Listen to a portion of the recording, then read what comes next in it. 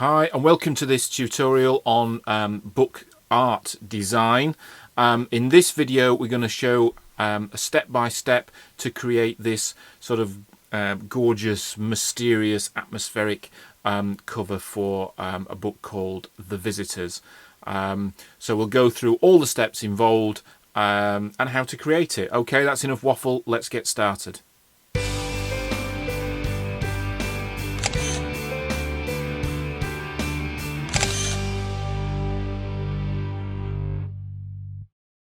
Right, so the first thing we're going to need are the actual images. Now, this cover is a composite of several images. There's a background image, a foreground image, and there's also this sort of speckled pattern here.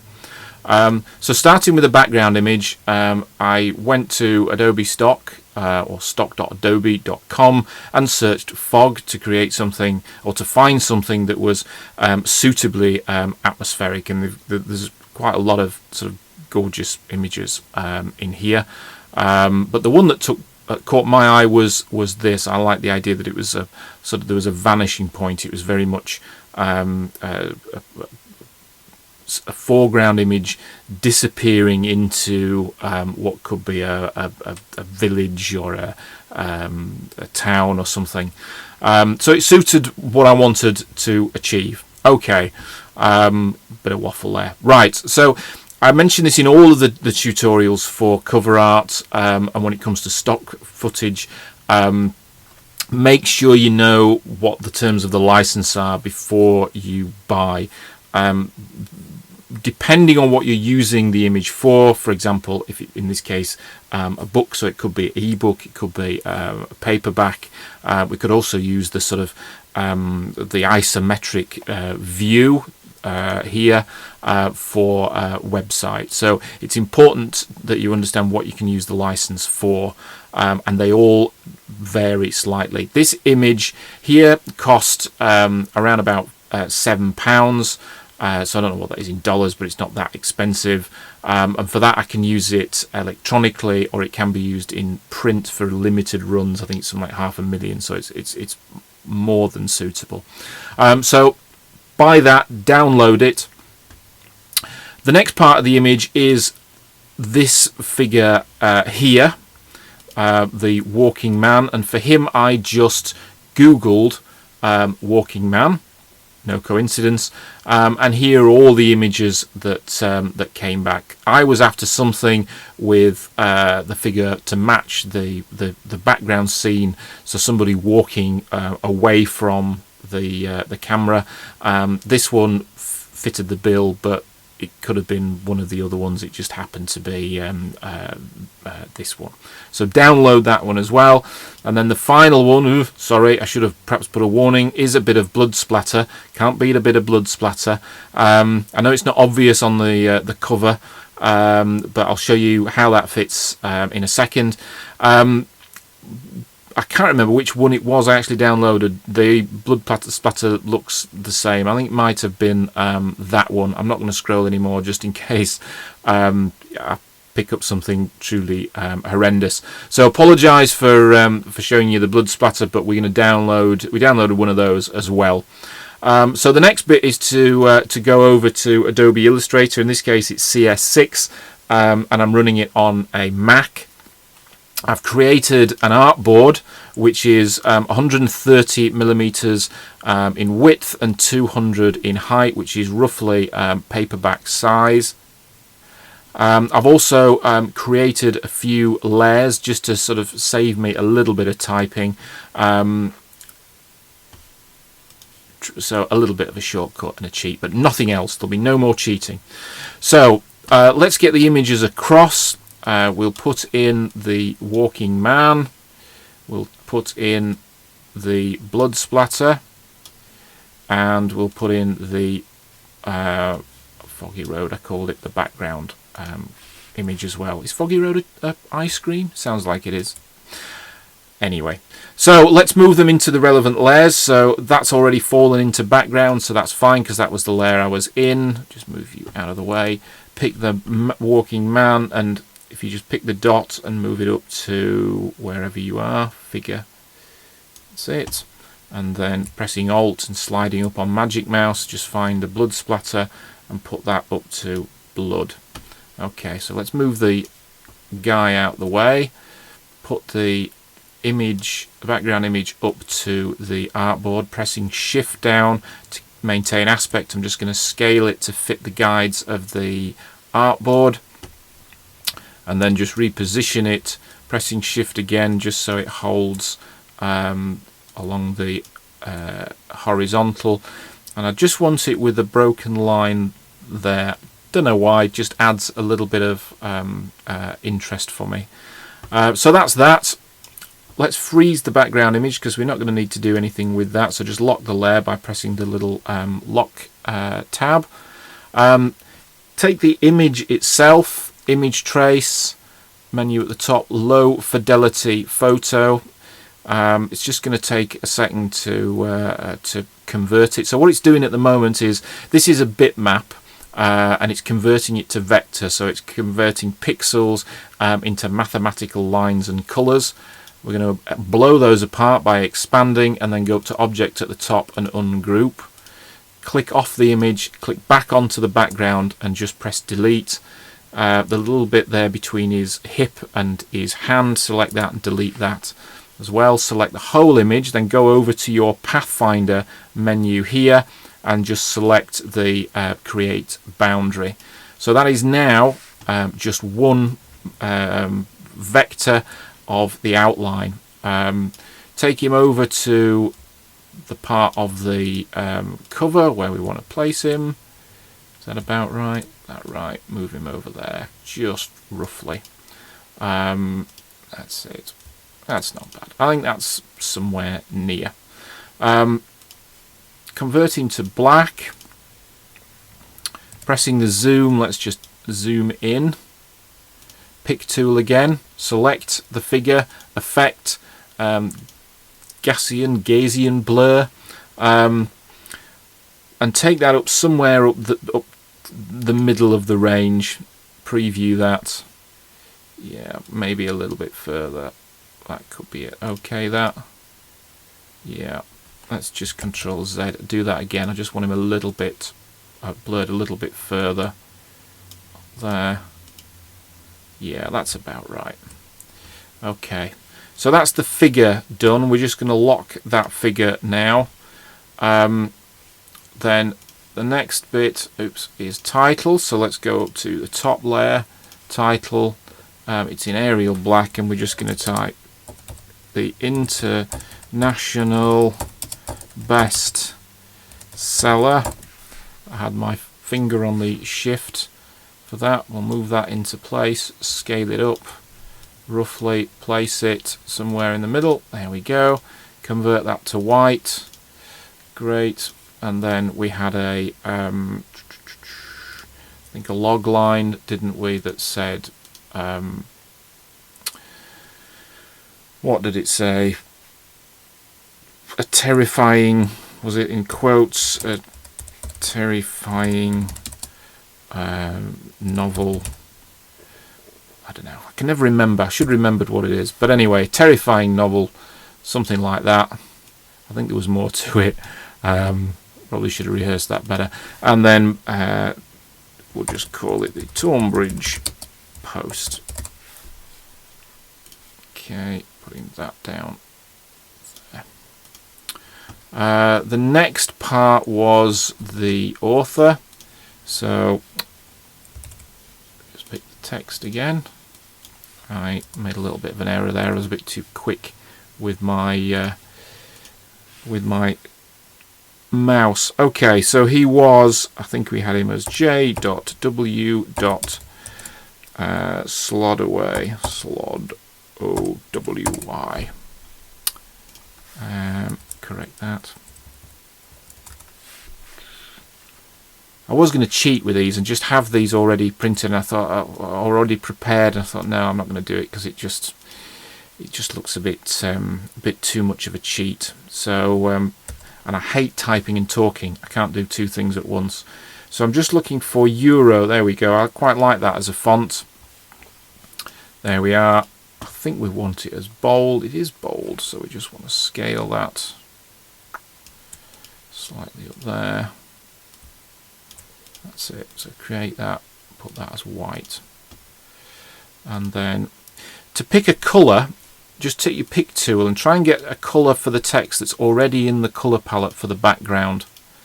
Put that as white, I think. Or maybe change the colour. Wrong tool. There we go. Image post. That's it. Is that right? That's right. Okay. It's not quite what we had. I think we had more text in there, but that's not the point. The next thing is to do the heading, or the title rather. So the visitors, VISITORS. Convert that back to Arial. Actually, it was Arial Black. There we go. Scale, pressing Shift down, take down the page, select Shift, and just scale a little bit. There we go. It's going to be somewhere near. Select them both. Shift. Command G to group them and stick them in the middle of the page, something like that. I think it was a tiny bit bigger, so select Shift, press Alt as well, so it scales out proportionately as opposed to just in one direction. Okay, I'll just ungroup that because I don't quite like the. I think the was lined up somewhere up there before. I think that looks better, and just scale it a little bit. Okay, select both. Pick tool again, get a colour off the palette. That will do. That's about right. Then go up to Effect and Blur again. Preview. Just take it down somewhere near the bottom. That'll do. There you go. Select the white and the other text. And go back up to your blur, and in fact, just before I do that, I'll explain the reason why. If you zoom into to the text, and I see this a lot, and it really annoys me. The text doesn't look like it's part of the image. It looks like somebody's taken the text and done really what I've just done, and that is type it on the top, and it's very clean and clinical and cold. The lines, the edges are really defined, but yet the image itself is pixelated. It's a bitmap, so it's not a perfect image. No matter how high quality resolution, it will never be anything more than dots. So the way to overcome that and make it see more part of the actual cover is to take the text. Go up to Effect and Blur, and then put it really low, sort of 1.2, maybe 1.5. It depends on the scale of your artboard because blur is affected that way. What blur does is it does change that from a vector to a bitmap, the same as drop shadow does, and the same as that. So it doesn't scale the same way. So you have to play around with it. With a vector, when you scale it, it scales perfectly because it's just maths. But when it's a bitmap, it doesn't. But what you find is that it integrates better with the image and moves straight on and seamlessly as if there wasn't just a problem up to the blood splatter. So I want something else to layer in this image and try and draw. Add a bit of interest, if you like, and texture. So I'm going to take the blood splatter. I'm going to convert it to vector again because it's a PNG. So although it's a transparent image, it actually I don't want it red. I want to play around with the color. So as that is thinking about the conversion, I wonder why the shadow didn't work. Funny how sometimes Illustrator just does some funny things. Okay, there we are, converted. Expand, object, ungroup, like we did before, just get the background. There we go. Just zoom into this. So that's the blood splatter. There we are, and we'll scale that up a little bit. Pressing Alt up and sliding up the magic mouse, that's how I zoomed. So, and press Shift to maintain aspect. That looks like it's wider than the image. So we just want it now a bit longer as well, so we'll take that, press Shift and Alt to duplicate. So it doesn't look the same. I'm going to pinch the middle section where the sort of the heart of the splatter is, the focal point there. I'm going to delete that. So just select there, pick a few, press delete, and then take the top and move the top down to fill in. There we go. So it doesn't look exactly the same. Select it all, and then just so it doesn't look the same, rotate, press Shift to flip it 180 degrees, and then just move it back up there. Okay. That still looks a little bit intense in parts, but select it all, Command G just to group it together, and let's dump it on top of the other image, and then let's decide what we think of it. So zoom to the whole image, and then pick tool and just make it white. So there we go. So that adds just an extra level of detail. We'll whiz back to, sorry, it's Bloodsplatter again. Just whiz back to the original book. So we've gone through step by step, and you can see how this all works. There's some tidying to do in relation to the top and bottom. It doesn't quite match in relation to the amount of blur, but you can see step by step the process and how the figure fits into it. So I think that creates a good, strong image for, it could be mystery, might even be perhaps an element of sort of science fiction in there as well. Obviously it's not a real story, so it's difficult without knowing what the story's about to actually create a cover. Okay, so we're nearly done. The last bit is to then do the isometric view, which we can now see here, which I'll show you in a second. But just to say, if you want this cover for your book, email, follow the link below from the website, which is clickimagination.com. Email info@clickimagination.com. The 20th email I'll get, you will get this book cover. Just tell me your title, tell me what your strapline is and your author's name, and this can be your book cover for your novel, absolutely free. It'll be a one-shot, so there's not going to be several people with the same book cover. I'll just do it, as I say, on the 20th email inquiry. Okay, so let's move on then to the final step, which is creating the three-dimensional sort of isometric view. I've done a separate tutorial on this one, but this is created by using an action. I've just got an action here for from PSD, and I'm just going to press play. And whilst it's doing it, if you go to PSD, if you Google just PSD.com, I think it is, or psdcovers.com, there we go. There's all sorts of templates on here, and then what you do is you just take your image, which is a JPEG, you put it into, here we go, up until it sort of locks, it snaps into place into the guides there at the bottom. I'll just pull that down. Also, I think I've gone off the artboard slightly. Press OK. I know it was a bit blurred, but it's not now. You've accepted it. Go to step 2 and press play. So what this does is it just breaks the image apart. It adds some lighting effects and some shadowy effects as well to create a glorious cover in isometric. Now those are brilliant for blogs, websites, etc. It's a really handy tip to learn. psdcovers.com. More in that on the other tutorial, as I said. Just one quick tip.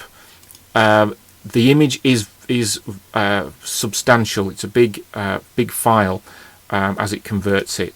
So I'd get rid of the background image and then just go to your file and then image size, and you'll see astonishing. Look at that. I mean, that's 7,500 pixels, and the file size is enormous. So just take it down to 1,000, which creates it a sort of couple of meg from literally 130 meg. Obviously 130 megs just impossible if you've got any kind of image on your website. It will never load. So okay, there we are. A wonderful book cover made from several composite images. We've used the blur. We've used a layering effect to break apart the JPEGs into vectors, and we've layered them to create this image. And then finally, for the text up here and here and here, we've also used blur to make it feel part of the image itself. And we did attempt to try to put a little bit of shadow. It was actually a white shadow here, so this was created using creating a disk and then putting a blur effect on that as well. Okay, that's it. Tutorial over. For loads more information about for authors and book design, www.clickimagination.com. Please like and subscribe to this, just so we know that that people are actually watching and if it's any benefit. If there's any book covers that you'd like to see design, we can go through those as well. So appreciate your time. Thanks for watching. Hope to see you again. That's it. Goodbye.